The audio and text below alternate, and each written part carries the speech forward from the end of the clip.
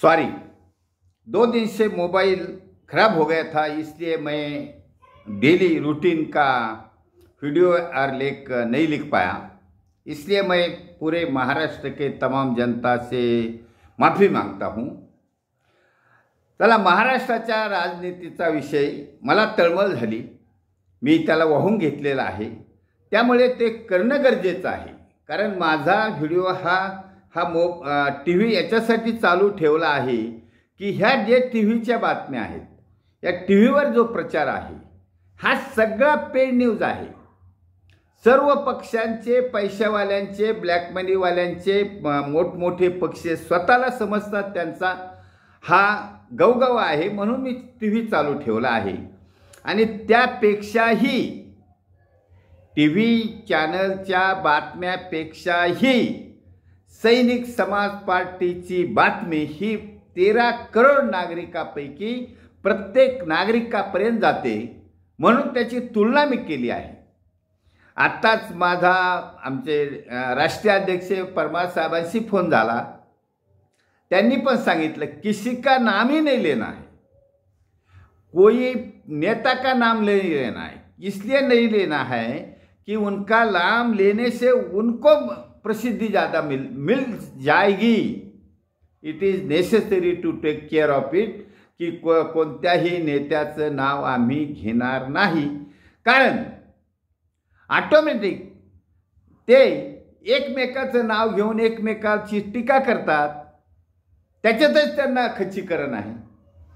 त्याच्यामुळेच त्यांच्यापासून महाराष्ट्रातली जनता दूर गेलेली आहे। हा सैनिक समाज पार्टीला एकदम मौका आहे।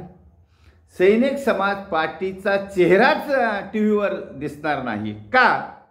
कारण आम्हीच आम समाजातले नागरिक आहोत। आमचा नेता सिटीजन सोल्जर आहे, आमचा नेता समाजसेवक आहे, आमचा नेता हा जनहिताचं काम करण्यासाठी पुढे आलेला आहे।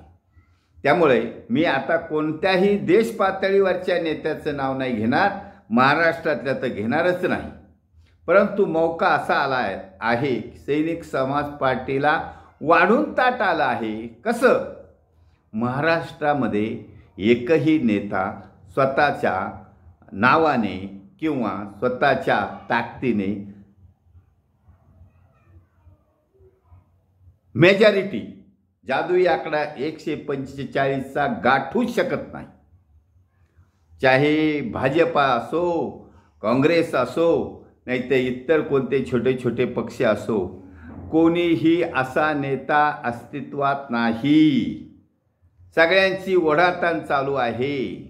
याचे 40 त्याचे 50 असं करून महाराष्ट्राचा सत्यानाश झालेला आहे। हा महाराष्ट्रातील जनतेने पाहिलेला खेळ, उघड्या डोळ्याने पाहिलेला खेळ आहे। त्यामुळे संपूर्ण जनता ही सैनिक समाज पार्टी बरोबर आलेली आहे। म्हणून मी म्हटलं की ह्या टी व्ही याच्यासाठी चालू ठेवला आहे की त्याच्यावर आम्हाला प्रतिक्रिया द्यायचीच नाही, आणि अपेक्षा पण नाही, जनतेची अपेक्षा नाही। जनतेने आम्हाला अंतर्गत सल्ला दिला आहे, संकेत दिले आहे की सांगितलं आहे की महाराष्ट्रातील जनता ही सैनिक समाज पार्टीच्या उमेदवारांना अल्प खर्चात निवडून देणार आहे, म्हणजे देणार आहे। कारण छत्रपतीचं राज्य, रयतेच्या राज्याची पुनरावृत्ती करायची आहे। महाराष्ट्रातील प्रत्येक नागरिक हा छत्रपती शिवाजी महाराजांच्या नावाने भारावलेला आहे, आणि सैनिक समाज पार्टी ही मावळ्यांची पार्टी आहे। त्यावेळेला सैनिकाला मावळे म्हणत होते, तर आता मावळ्यांना सैनिक म्हणतात, आणि रयत म्हणजे शेतकरी, आम समाजातला नागरिक। त्यामुळे या 3 शब्दामध्ये, सैनिक शब्दामध्ये, समाज शब्दामध्ये, किसान शब्दामध्ये, आम आदमी शब्दामध्ये संपूर्ण महाराष्ट्रातील आम समाजातील नागरिक, विशेष करून सुशिक्षित नागरिकांनी आपल्या अल्पशिक्षित अडाणी बंधूंना समजून सांगितलेलं आहे की आता यांच्याशिवाय सैनिक समाज पार्टीशिवाय पर्याय नाही। चाहे वो कितना भी लाडकी बहीण म्हणो, लाडका भाऊ म्हणो, लाडका जावई म्हणो, लाडका काय असेल ते म्हणू द्या, त्यांनी काही फरक पडत नाही। कारण यांच्याकडे प्रतिभावान नेता नाही, प्रतिभावान चेहरा नाही, एक कलमी कार्यक्रम नाही, त्याचा फायदा सैनिक समाज पार्टीला होणार आहे. म्हणून सैनिक समाज पार्टीतर्फे आम समाजातील नागरिकांचे, तमाम जनतेचे, सज्जन जनतेचे, धैर्यवान जनतेचे, सुज्ञ जनतेचे, सजग जनतेचे धन्यवाद. भारत वर्ष की जय. छत्रपती शिवाजी महाराज की जय. सैनिक समाज पार्टीचा विजय असो.